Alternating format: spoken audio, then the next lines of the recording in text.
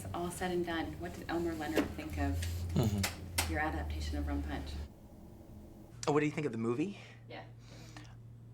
You know, I don't know. I've never talked to him since I made the movie. Actually, to tell you the truth, I watched your film, all right, to find out, make sure he liked it. No, I just talked to him about the script and he came and visited the set, but I actually never really saw him after that. You know, so it was like, actually, I was like, no, what am I talking about? He was at the press junket, but he never.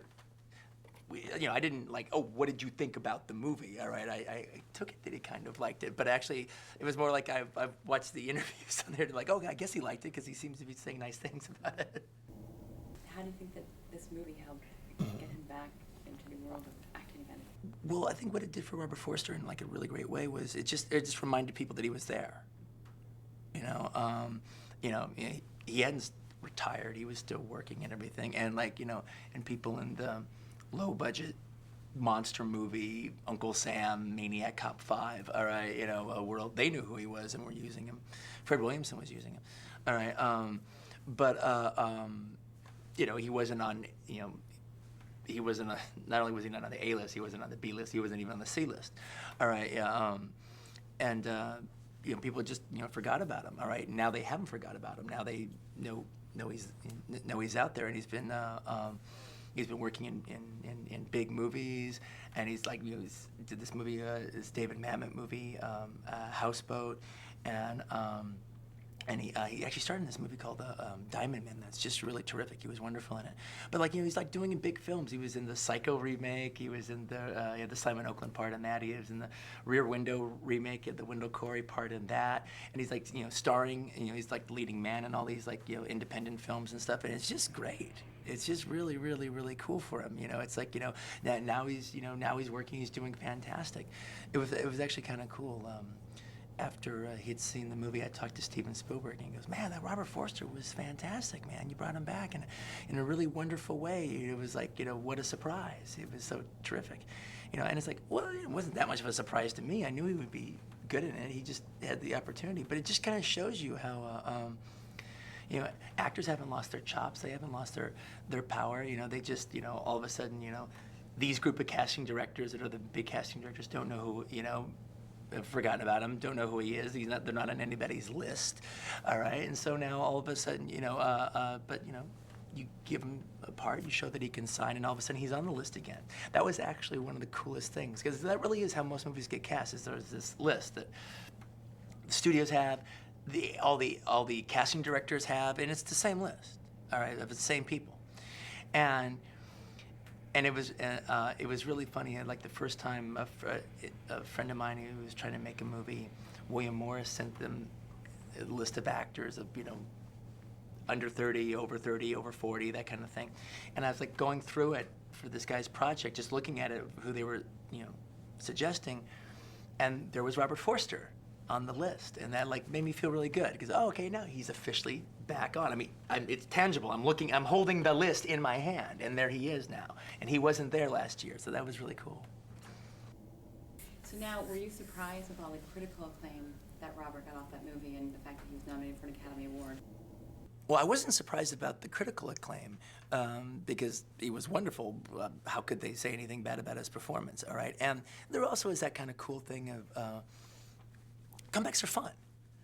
Because, there is this aspect of because actors get hot for a certain period of time. I'm talking about character actors, too, all right, for a period of 5 or 6 years. So it's like, you go to movies and you keep seeing, like, the same actors, especially character actors. Character actors can do 6 movies a year, all right? So you keep seeing the same people in the same movies all the time, all right? Now, if I have that problem and you have that problem, critics really have that problem, and they're just seeing the same people over and over and over again. And so to see somebody, and critics might have, like a touch more sense about film history or something like that, so they might have remembered who Robert Forster is. Oh yeah, Medium Cool, all right, or oh yeah, Banyan. So it's like, or Stalking Moon or whatever, and so it's like, it's kind of fun. They're going to say, oh, wow, and this is fresh, and this is, I haven't seen that guy play this role. It's not Gene Hackman playing it for the, 9th time this year, and so it's, it's cool. I expected that, all right, but it was really funny because I wanted Robert to get like an Oscar nomination, but it was funny because I really wanted Pam and Sam and Robert in particular to get Oscar nominations, all right, or to get acclaim and awards and everything like that. And so Pam and Sam both got nominated for a Golden Globe, all right. So I was really happy for them. Oh man, Robert Forster got left behind, and there was this kind of aspect. He's the one that needed it the most, of the three, all right. And so then the SAG Awards came out, and Pam and Sam got nominated for the SAG Awards, and Robert didn't get nominated. So I just figured, okay, Robert's not going to get the nominations. It's going to be the Pam and Sam show, all right. And then Pam and Sam didn't get nominated for an Oscar, and Robert did. And I was shocked by that. I was really surprised. And it was weird because I was really happy Robert got nominated for an Oscar, but I was really sad that Pam didn't get nominated. I said that Sam didn't either, but it was but Sam's a big player.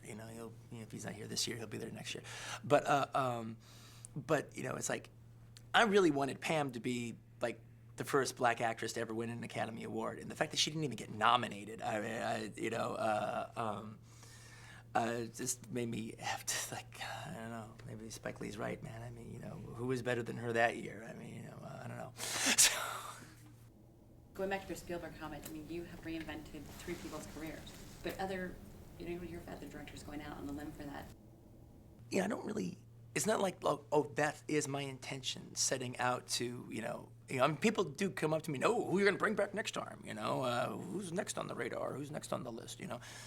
And I'm not coming from that place, all right? I'm just coming from, I'm trying to cast the best actors or the coolest actors in whatever role, all right? And I'm just not using, the hot star list in order to do it. And the thing about it is, if somebody's if an actor is it's you look at a given role and you could say, okay, Gene Hackman could play it, or Paul Newman could play it, or Morgan Freeman could play it, all right, and something like that. And I'm not against those guys; they're fantastic, all right. And if Gene Hackman is the best person to play the role, then I would want Gene Hackman.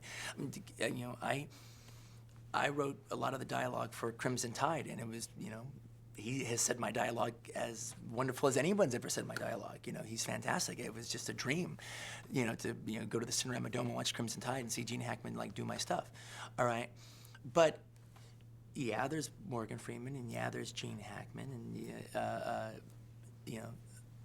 there's Paul Newman, but there's also John Saxon, all right? There's also David Carradine, all right? There's also Michael Parks. There's also a lot of really, really cool, terrific actors, all right? And I am fortunate enough to be in a situation that I can cast one of those guys, all right? And give them that part, give them, the situation to shine and, show what they got. And the thing is, and the thing is, I'm not coming from I'm trying to get people in that are going to bring people in on that Friday that it opens. But, for the genre fans, for the film fans, for the film buffs, the Ain't a Cool News group and everything, David Carradine is as exciting as Gene Hackman in something, or Paul Newman, or anybody. Sam, he was a great actor before Pulp Fiction, but a lot of the world didn't know him. He really kind of came to everyone's focus with that movie, and then you cast him again in Jackie Brown. What is it about Sam that he just glows in your movies? Well, Sam is like a theater dog, all right? Sam is Sam is a actor, all right? I always work with actors, but he's a real actor. It was he came out of the womb an actor, all right? And went to school to study for acting, and then boom, immediately hit theater, all right? And was understudies and, summer stock and, repertory theater and everything. He is a working actor. That's what he does. All right, and other actors, they're actors and they also have hobbies and it's pretty much Sam's hobby. He plays golf, but other than that, he's an actor and that's what he does. And actually he always jokes about he likes you. going and doing a movie, he goes, I like being on the first day. You know, I like to do the first day of the movie. I like to kick ass first day off the bat. You know, and Sam shows up and he knows his lines. You know, and he's just a real pro, and the thing is, Sam was wonderful in tons of movies before Pulp Fiction. But the thing is actually really, I mean, it's like, Spike Lee's the one who really kind of brought Sam out in a big way. Before Spike started casting him in movies, I think Sam's first movie where he actually had something to do was Ragtime. All right, but before that, it's like Sam was like doing under fives. You look at that opening sequence in Sea of Love. You'll see Sam in there. A couple lines in there. All right, you would see Sam, and he's the guy robbing the hamburger stand in Coming to America. Shows up for like 2 minutes. Has like a little scene like that. And he was always doing episodic. Along with theater, he was always doing episodic television shows and stuff. He used to joke that, every year he would go to Chicago so Robert Urlich could kick his ass, at Spencer for Hire. He was like, every season you'd go there, get his ass kicked by Robert Urlich, and they call him back again next season. Okay, Sam, we get another part for you you could get beat up by Spencer. Okay, great. And so, here's this powerhouse, but just really it wasn't having any luck in films. And then, Spike cast him in a couple movies, and then he, in particularly in Jungle Fever, and that set him off. And then, he was doing stuff, and then along came Pulp Fiction. And there's just, I've said it before, Lawrence has said it before, Sam has said it before, but you can't really quite say it enough. It's, nobody quite says my dialogue the way Sam does. Now, there's other actors that do it, and they can do it as good in their way as Sam does. All right, but there's an aspect to my dialogue, and I never try to hit on it. It's just all subconscious, it all happens. But there's an aspect to my dialogue that is, I don't want to call it poetry, but there is a relation to poetry. It's not songwriting, but there is a relation to songwriting. It's not rap, but there is relation to rap. It's about rhythm and it's not soliloquies, but it has a relationship to soliloquies. All right, it's about rhythm and cadence, and there's a singing aspect, not to everything I write, but definitely the stuff I give to Sam. There is, and Sam sings my dialogue. I mean, it's just no other way to say it. He turns it into the poetry that it was always meant to be. I'm not trying to be highfalutin by saying that. It's just, but he brings the music out in it in just this special way that he owns. And it's and the character of Jules was just wonderful. And then with, Ordell, I think, we just kicked it up even more. It's like, it's like Ordell was not better than Jules, but it's like, he manages to be bigger and more realer at the exact same time. There's more of a, he's scarier than Jules, but he's more human at the same time. He's less of like, he's less of a, this cool stylized thing, and more of just like this real guy, as big as he is. There's a real aspect to him. And I just love the way as the movie goes on, he turns into a monster.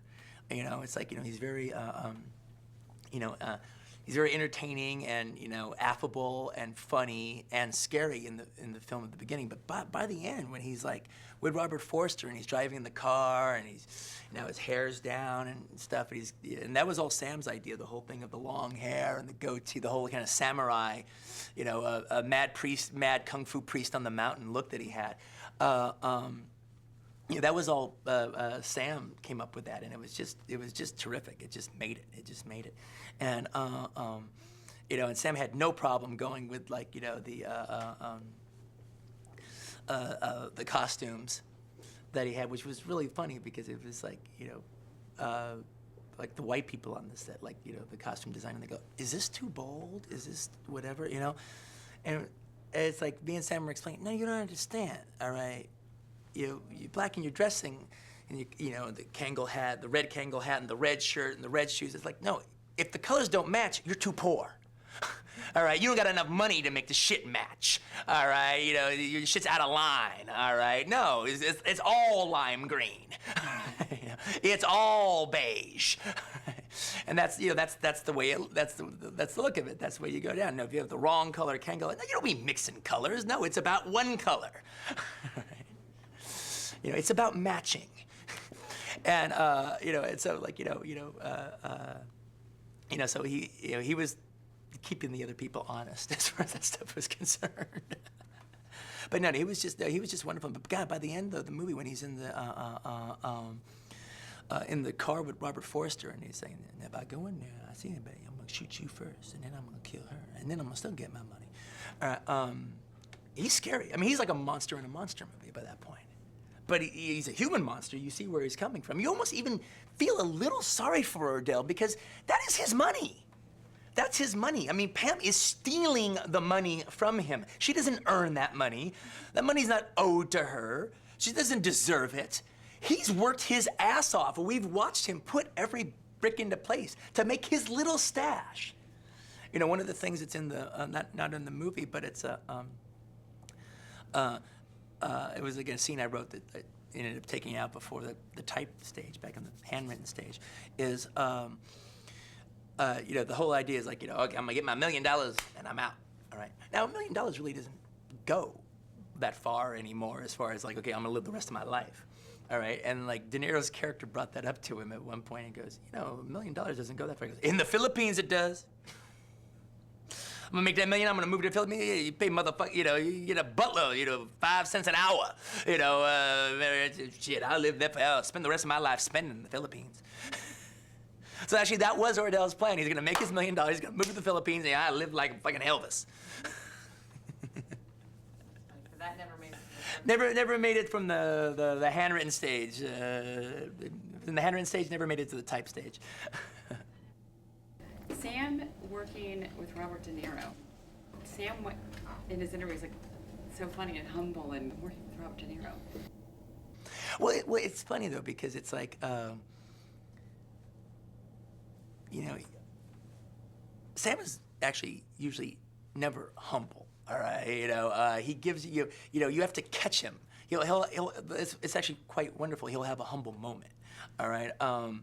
Because it's part of Sam's bravado, all right? He wasn't gonna let De Niro know, all right, that like, wow, you know? And it's like, and also in playing Ordell, you know, he's full of all of his bravado, like, ha, ha, ha, you know, all that stuff, all right? So he's got that going on, all right? But it's like, you know, all of a sudden, it'll peek through, all right? Whereas like Sam's doing the part, you know, he's doing his first scene with De Niro, we're at the bar and they're talking, he's like, he's doing his thing. And then at some point, you know, he really was thinking about Ordell. He's not thinking about De Niro in that scene. But then at some point in the scene, he's like, I'm talking to Robert De Niro. I'm acting with Robert De Niro. How cool is it? Look, De Niro's listening to me. It's my scene. You know, and you know, all of a sudden, you know, he's like, you know, remembering watching Mean Streets. He's remembering watching Goodfellas. All right. He was this is my year. This has been happening because he was like doing Sphere with Dustin Hoffman at the time. So he's like literally traveling from set working with Dustin Hoffman to working with Robert De Niro. And he said the same thing happened with Pam Grier. You know, and to tell you the truth, that was the one that like, you know, like brings back the most young memories as far as like sitting in a movie theater and watching this.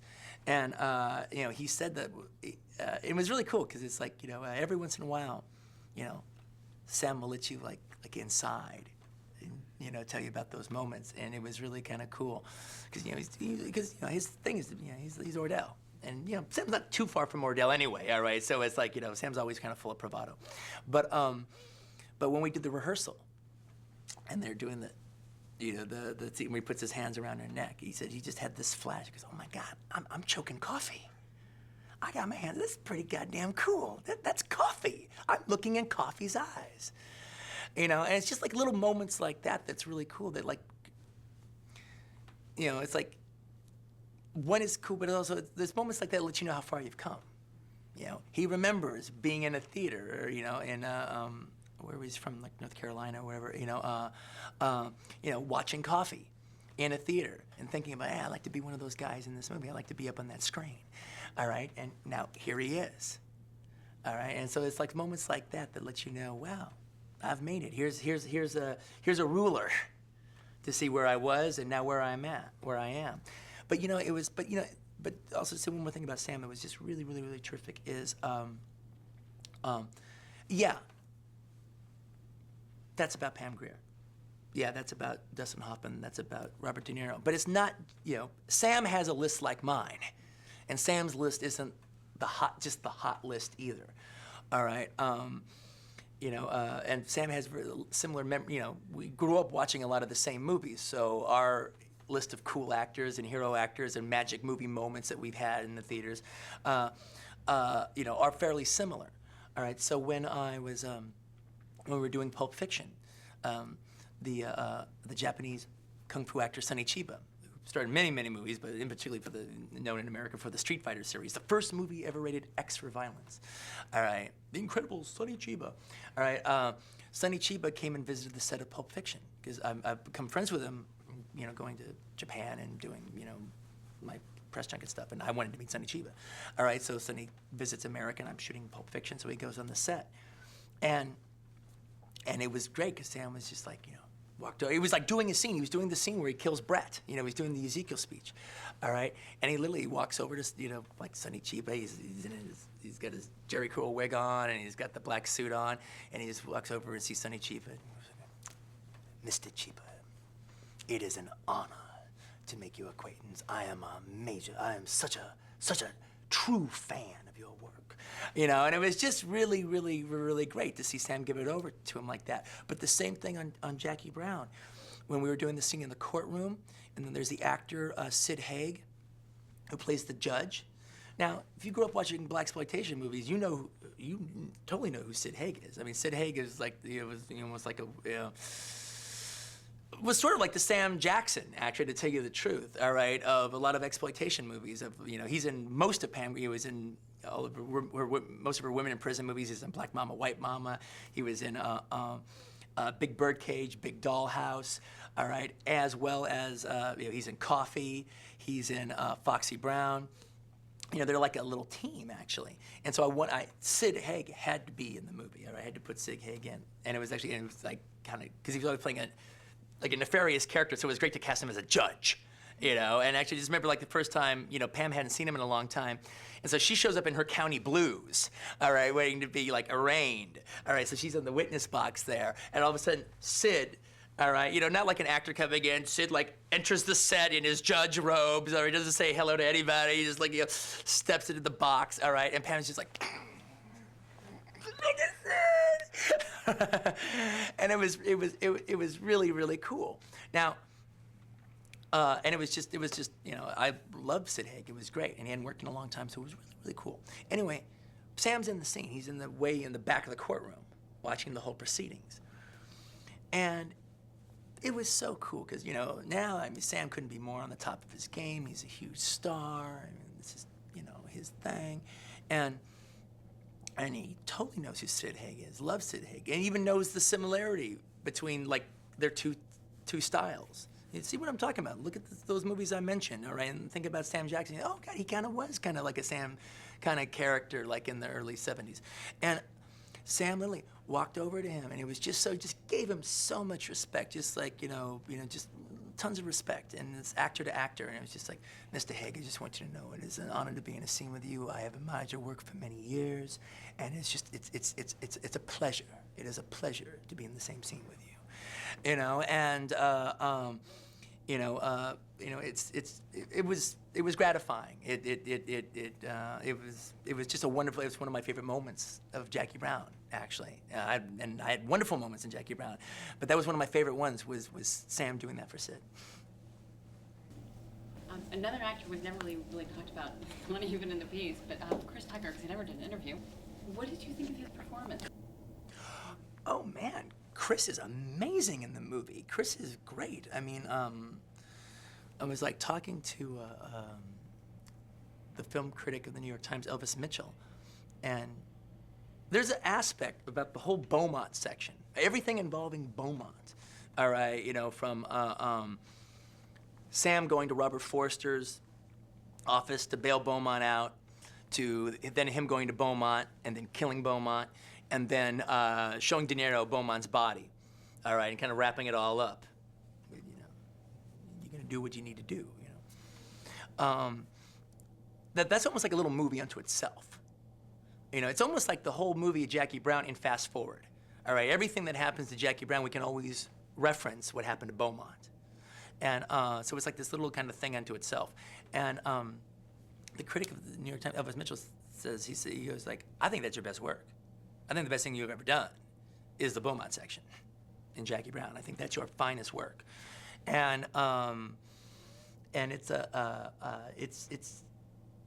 I like that. I like that sequence a lot, actually. I think it's really, really cool. And Chris is wonderful in it. In fact, it was really cool because it was a combination. It was funny because Chris normally improvises his dialogue, all right, in his movies, all right, just like the page is like a guide, all right. You know, there's a few plot things in there he's got to get across, but after that, he's just doing it all. And I remember when he came down to do rehearsal, it was really neat because. You know, he was like, you know, normally I make my own shit up, but like, your shit's so good, I'm gonna like learn it. I'm gonna do it because your shit's good. Now, having said that, he completely did what I wrote and then just threw in a couple of lines that are the funniest lines in the piece. It's so funny, all right? You know, and they're not even like, they're hysterical jokes, but they're not jokes. They're just like the things he would say, you know, the things he would fill in. And my favorite line in that whole speech, and it's like, they just do nothing but talk. But my favorite line of that speech is like, he goes, you catch a nigga off guard with this shit, all right? I piss my pants every time he says that, all right? And I just threw that in. And he's just, you know, it was fantastic, but it was also really wonderful because, you know, when he does like Rush Hour or Money Talks or, you know, any of his like, you know, big comedies he does, you know, it's like, you know, he shows up there, he's the man, I don't know, but I assume he has an entourage, you know, and it's like, you know, it's the Chris Tucker show. And he's doing his thing, and God love him, all right? But he didn't want to do that on Jackie Brown. He didn't show up with any entourage. He showed up by himself. He showed up by himself. We picked him up. We drove him to work. And he came down there to work as an actor. All right? He wanted to work as an actor. You know, he was totally doing me a favor because he's like, you know, he'd already blown up and was primed to, like, explode.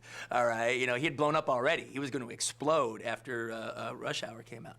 But it's like, you know, he was but, you know, we met each other. We really got along. We really liked each other and everything.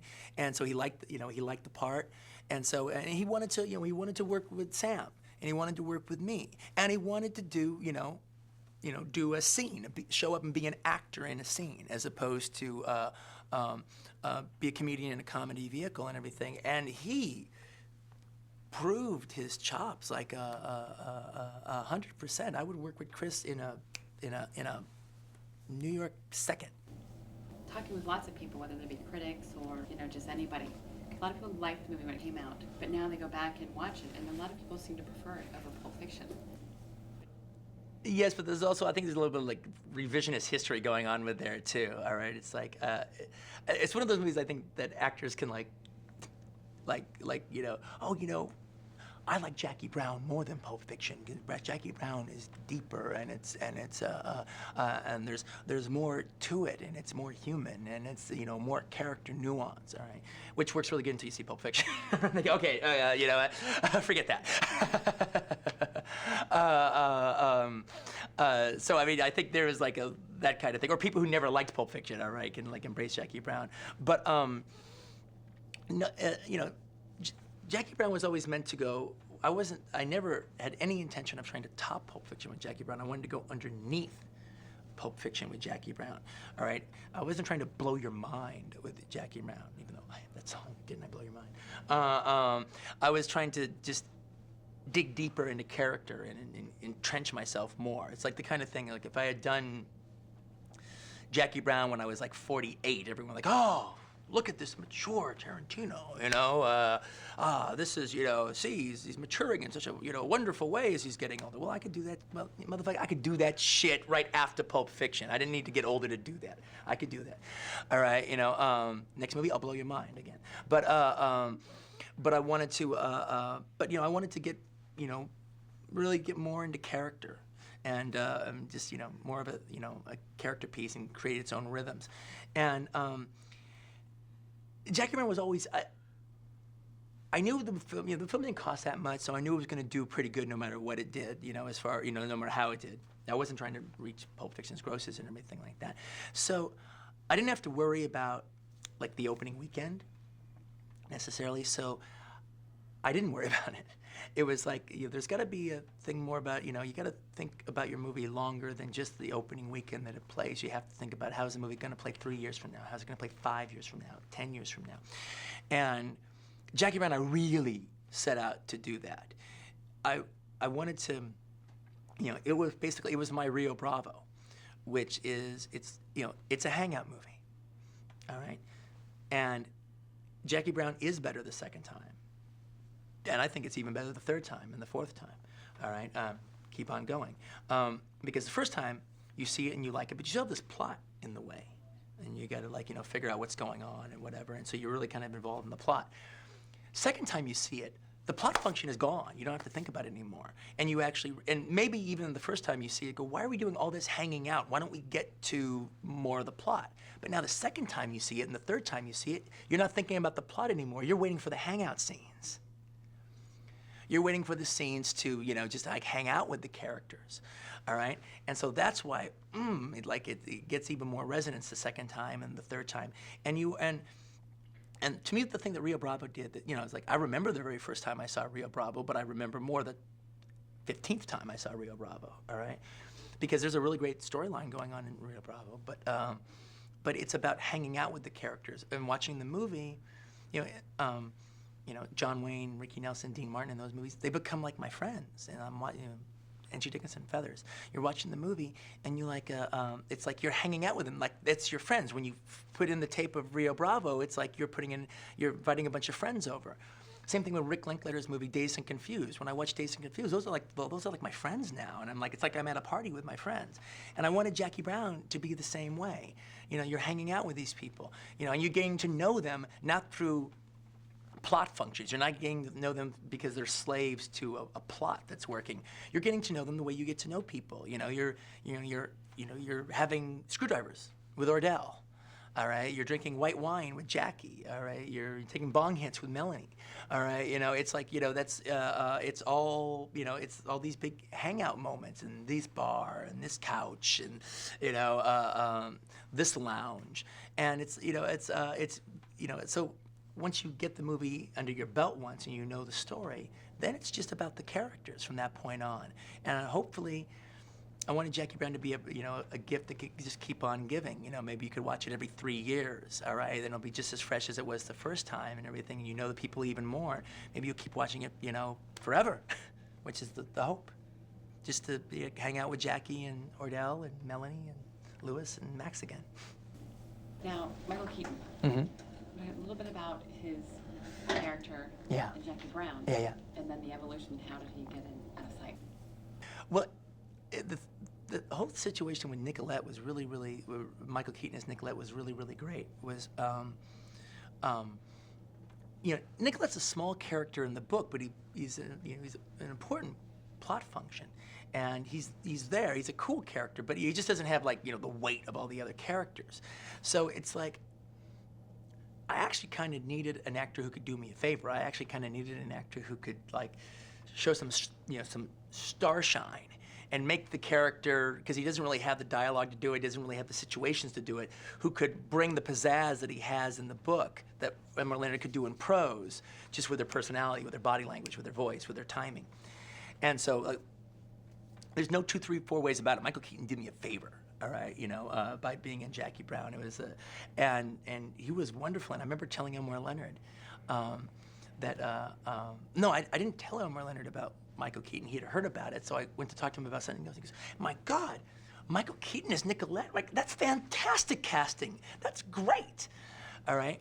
Because he's always had a soft spot in his heart for Nicolette, Elmore Leonard. And Elmore Leonard, you know, will use characters in different books, you know, like other novelists do, Larry McMurtry. I've set up my situation so I can do the same. Normally you can't do that in movies because, oh no, that's a sequel. But I've got a good situation with Miramax. I can do that kind of stuff, all right? And so what happened was he's in, you know, he's a big character in the book Rum Punch. And he's also got a small part in the book Out of Sight. All right, and it just so happened that Jersey Films, that was one of the producers, Stacy Scher, was one of the producers on Pulp Fiction, got the rights to Out of Sight. And so she knew that she was going to do it. And so way before you know, as the script was like still kind of getting written, you know, she was like, well, whoever they knew we were going to do ours first. So they said, but like they were going to do theirs right after. So she goes, oh, whoever you cast as Nicolette, we got to cast as Nicolette. That'll be great. All right. So it was one of those things, again, movie things. We actually own the rights to Nicolette because we did it first. So, like, and they were doing it with, I forget who they did it with, TriStar or somebody. They were going to do it. And it was one of these things where it's like, okay, now it became a thing where, like, okay, Miramax was going to have to lease the rights to, you know, and I, you know, like, could charge them money. And I said, no. They get Nicolette for free. They get Nicolette for free. And they go, well, what? Quit. They go, no. This is bullshit fucking nonsense, all right? This is, you know, it's Elmore Leonard's characters, all right? This is not about making money. This is about, you know, characters organic and free and moving back and forth and like, no, this ain't about money. This is about, no, you can do it, all right? I refused, you know, just, they can have it, all right? I think it's a cool idea. And it was one of those things, I remember even bumping into, you know, so they did it. And then it was one of those things, I remember, I never thought it was going to make it in the movie. And they were having length problems with their movie too. And Steven Soderbergh was like, you know, it's such a non sequitur scene. So he was like, you know, we got to like lose so many things. And Stacy's really pushing for it, but I don't really know if it's, you know, even before they shot it, I don't know if it can make the final script. Well, it did make the final script. Then we had to talk, not talk Michael into doing it, see if he was interested in doing it, all right? And Steven literally came down to just look at the Michael Keaton scenes in the editing room of Jackie Brown. So he came down, he didn't see the whole movie, just we were editing, so he just showed him the scenes. And it was just one of those things, Michael was kind of game for it, so they did it. And then like, you know, but it was again, they did it again thinking maybe it wouldn't make the final cut. But the scene, when they did it in research audiences, just played so well. As soon as he walked in the door, like, oh, wow, hey. You know, the audience reacted so great that, like, there was no way they were going to lose that scene. And I don't really know Steven Soderbergh hardly at all, but he's a pretty nice guy. If I got to know him, I would like him. But it was one of those things where we were like, we were both really enthused about it because, you know, I made it a point when I did Jackie Brown that I wasn't dealing in Quentin's universe. I was dealing in Elmore Leonard's universe, and Nicolette is a part of Elmore Leonard's universe. And the fact that that's the spillover into another Elmore Leonard movie made by a different people, a different studio, all right? But the same actor within a year, same year. It was the same year, I think, actually. It was the same year or the very next year, all right? I mean it was like within like about like a 6 or 7 months of the release. That was so cool, and we were talking about it, and one of the things that was so exciting, like cinema history-wise, for me and Steven was we don't think it had ever been done before, where, like, especially in a short period of time, one actor played the same role in 2 different movies. Now, it's happened a couple times where, like, Ray Danton played George Raft in the George Raft story, and he also played George Raft in the Legs Diamond, or played Legs Diamond. No. Ray Danton played Legs Diamond in the George Raft story, and he also played Legs Diamond in the Rise and Fall of Legs Diamond. And whatchamacallit, Jimmy Cagney played George M. Cohen in Yankee Doodle Dandy, and he played him also in The Seven Little Foys. But I don't think it was ever a situation where it happened within a year, and it happened for 2 different studios. You know, 2 different conglomerates, all right, managed to put their conglomerate bullshit aside actually and let something artistic happen. So that was really kind of cool. Something organic. you kind of had to talk Michael into doing the role. He didn't think he was right for the role. Yeah, well, Michael's whole process is to just like, I don't get this guy, this Nicola. I love the script. He's fantastic. I wish I was old enough to play the Max Cherry part, you know. But you know, this Nicolette guy, I don't really know about him. I don't know if I get him or not. And so it's like, you know, his whole process was to just convince me he's not right for the role, all right? But he never quite convinced me, all right? And I'm a pretty good convincer when it comes to stuff like that, all right? But he never quite convinced me. I was like, no, I think really you'll be wonderful, all right? But Michael's whole thing is to just kind of deny himself and to say how he's not right. And I just found out later, I found out from his agent that was like, no, Quentin, you don't know about the conversations he had with Tim Burton about Beetlejuice. Like, no, I don't understand this guy. I'm not right for this. Talk to somebody else. Get Robin Williams. I just don't know. I don't have a clue. I don't have a clue. And Michael's whole process is to just say that. And if you're still in there with him, that means you have that much faith in him. Then he's like, well, okay, I guess I got to figure something out, all right? And then he figures it out, all right? And he makes the decisions, and they're perfect, all right? And we actually started shooting with Michael. Michael and Pam were like our first days, and it was that scene, and he's fantastic in that scene. That scene in the interrogation room, when he knows the money switch has gone bad, and he's like, so I don't know if it was me, I don't know. I think I'd go shopping later. That scene, all right, that was the first day of shooting. You know, you always like, you know, do bullshit stuff, you know, making coffee or something, you know, montages that you're never gonna use on the first day just to get your feet wet. And we did that in the last 2 hours of the first day, all right? That scene's fantastic. And he just, you know, he's like a fucking freight train in that scene. What do the blaxploitation fans out there think of Jackie Brown? Well, the fans of blaxploitation films, I think there might be like 3 camps as far as Jackie Brown is concerned. I think there's the fans that kind of love it. It's that kind of movie they've always kind of wanted to see. But then also, I think there's another camp that probably doesn't like it. All right, where they just think it's like, I think in particularly a younger audience. I mean, you know, they thought it was too slow. They wanted to see Pam Grier, you know, with a sawed-off shotgun blowing people's heads off. They wanted to see her kicking ass. All right, but then there's the other camp of older people, all right, that love it, just love it. I mean, I've had such, you know, I've talked to people like, oh, Jackie Brown is the shit, all right, and I've talked to people who've like, you know, yeah, no, I like Jackie Brown, but no, you know, I wanted more action, I wanted more shit in it, but my mom loved it. All right, you know, so that's what I get a lot, you know, like, you know, their mom and their dads think it was like great, thought it was terrific, you know, but they wanted to see more action, you know, they wanted it to be more like Pulp. What do you think those people thought of Pam's performance though? She's come back, she's beautiful still, she's older, she's mature. Oh, no, well, I think, you know, no, I think everybody loved Pam in the movie. She was just, what's not to love? I mean, she's remarkable in the film. No, she was just great, and she was just very empowering. And I've got a lot of great, you know, oddly enough, a big contingency of people who just adored the movie, like it was like their favorite movie of the year, are actresses. All right, you know, a lot of women, you know, say the actors, obviously the women, but I mean, the thing is, it's like, but I've had a lot of them like, oh no, that was my favorite movie of the year. It was because, you know, and it was like, the way he used her in the film, and you know, I've had a lot of women like just really appreciate that, like, no, we like that you like real women, you appreciate real women, and you show, and you present us, you present, real women, not just Barbie doll stick figures. You're presenting these real, real women, and you're adoring them, and it's obvious you love them, all right, and you're presenting them with their best foot forward and everything, so they really like that, the strength and she's great. Do you think that it's empowering to actresses, because so often women tend to not be the leads, or they fall second to the men?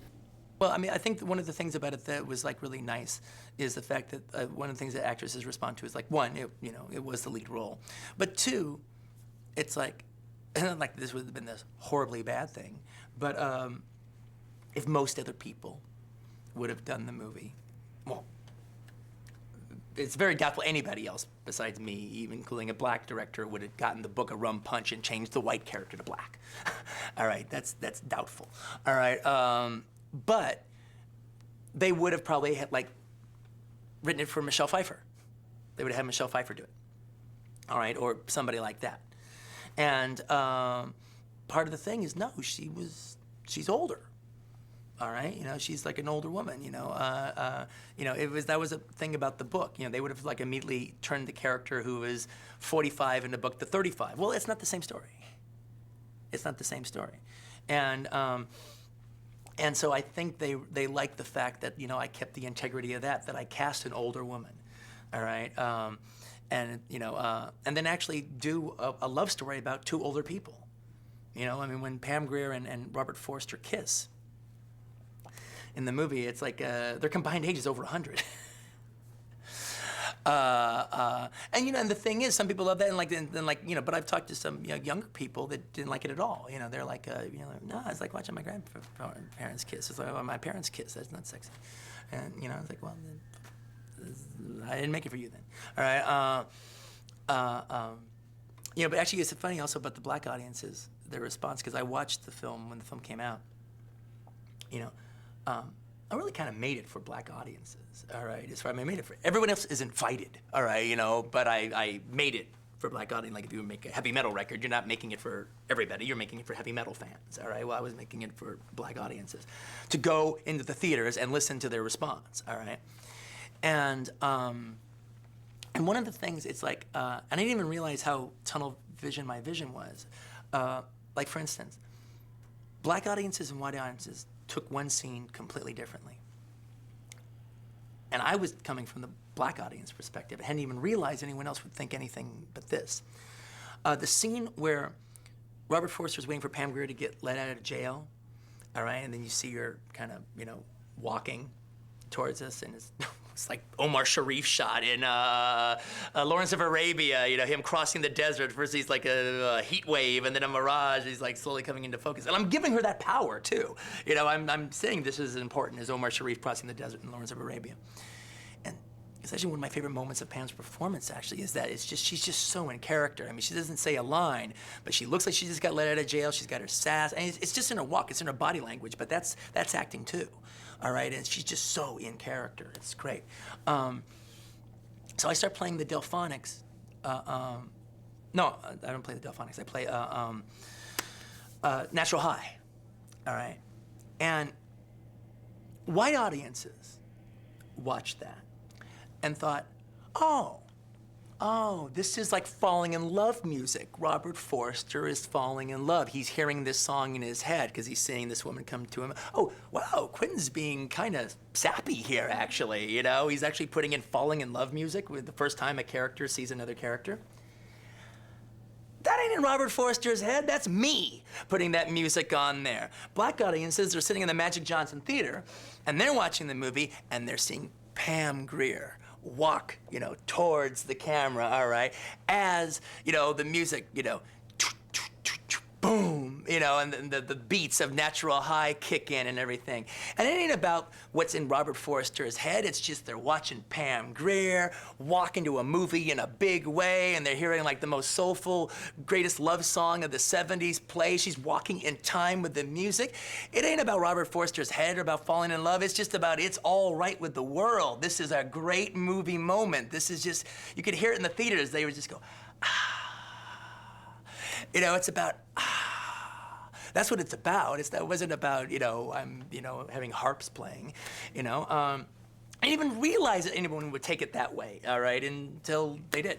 But like, for instance, okay, when the movie played at the Magic Johnson Theater, I had one of these situations where it's like, I saw that movie motherfucking like 13 times at the Magic Johnson Theater, all right?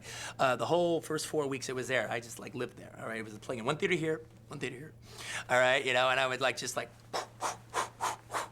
you know, hop back and forth, all right? Either watch it all the way through, but at a certain point, as like, the weeks progressed, I would just like watch it, like the key moments to get the key reactions, all right? When, you know, Sam has his hands around Pam's neck, and she's like, nigga, take your hands away from my throat, all right? There's a gun in his dick, all right? And the audience was just, ah! and they just like applauded and everything. Okay, that worked. Okay, boom, and then I go to the next theater, all right, because it was always a staggered schedule, and I'd wait for the next big moment there. Okay, that one worked. Go over here, let's see how it's playing in this theater. But it was funny to hear like the different reactions. Actually, I think my favorite review of Jackie Brown ever was I have a few different, because if you write a movie for a black audience and you're a director who likes audience, you know, you're trying to play the audience like a symphony and get responses from them, you're gonna get a lot of responses, all right? You know, you might not like every one of them, all right? But like, you're gonna get feedback, all right? You know, and I remember it was funny. It was like one of my favorite reviews on Jackie Brown was the opening night that it played.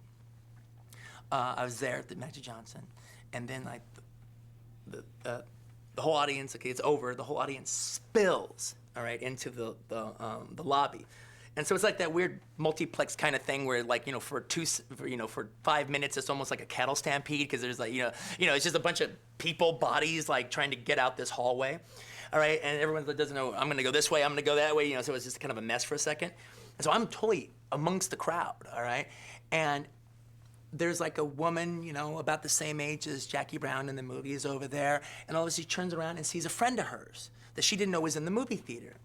She's like, "Oh, hey, girl, how you doing? You here too? Did you just see Jackie Brown?" She goes, "Yeah. Wasn't it good?" That's like one of my favorite reviews of the movie, all right? Opening night, a woman the same age as Pam Grier and everything like that went and saw Jackie Brown on the opening night. She could have done anything in the world that night, that she wanted to do. She went and saw Jackie Brown, and her response was, "Wasn't it good?" All right? I remember another night I went down, and I was sitting next to this, it was kind of funny, because it was like they were practically sold out. And there was like this one seat on the aisle, and there's this like young black gal sitting there. And I'm walking down there, and I go, "Is this seat taken?" She goes, "Yeah." All right, and then I start walking, and she recognized me. She goes, No, you can sit." So we sit down in the seat, and we're watching the movie. So I'm kind of watching it with her, all right? We're watching and everything. And it's kind of cool, because she's like, the dialogue's going, she's like, "You wrote that?" I go, "Yeah." You wrote that? And, but then we had the money switching scene, all right, where we see the money switching from 3 different perspectives. And so that sequence is over. And so when it was all over with, and it's really kind of cool because it really plays the audience, because like the first one, it's like, Pam switches the money in the back, and then she walks out, all right? And in the black theaters, they didn't do it in Westwood, all right? But in the black theaters, like, "Yeah, I forgot the money! You forgot the money! Go back!" They don't know what the fuck's going on, all right? And then you see the second story with Bridget and De Niro, and you see the next story with Max Cherry. All right, so when it was all over, I turned to her, and I go, "Did you like that? Did you get that?" And then she said, "Oh, yeah, well, yeah, it's like a Quentin Tarantino movie. You don't know what the fuck's going on until you know what the fuck's going on." And I'm like, "Oh, that's pretty cool." All right, but then like also, but for instance, though, there's also the scenes, the scenes with Robert and Pam, all right, and that hit like the end, basically the end love scene, which hit black audiences in different ways, all right. One audience, I'm sitting there, and there's this guy who I was like loving this guy throughout the whole movie because he was really funny, all right, and he was just saying all this like really cool shit. Like I remember when Sam Jackson shoots Robert De Niro, this guy's in there. "Man, that Samuel L. Jackson's a bad motherfucker. He's just a bad motherfucker, man. He don't play." All right, so now it looks like that last scene, it looks like they're gonna kiss Robert and Sam. Not Robert and Sam. That would have been really got a reaction. All right, Robert and Pam. And it looks like they're gonna kiss. And he's just like, she's starting to walk over to him, and he's like, nah, just shake that motherfucker's hand, say thank you, and walk out the door. All right, and then they kiss, and he's like, "Oh man, I hate to see that kind of shit. Oh, I hate that shit." All right, another audience, that same scene plays, and you hear this like black woman in there. You know what? Now that's a man. That is a man. So it was hitting everyone different ways and everything. It was kind of cool. It was cool to watch and cool to observe.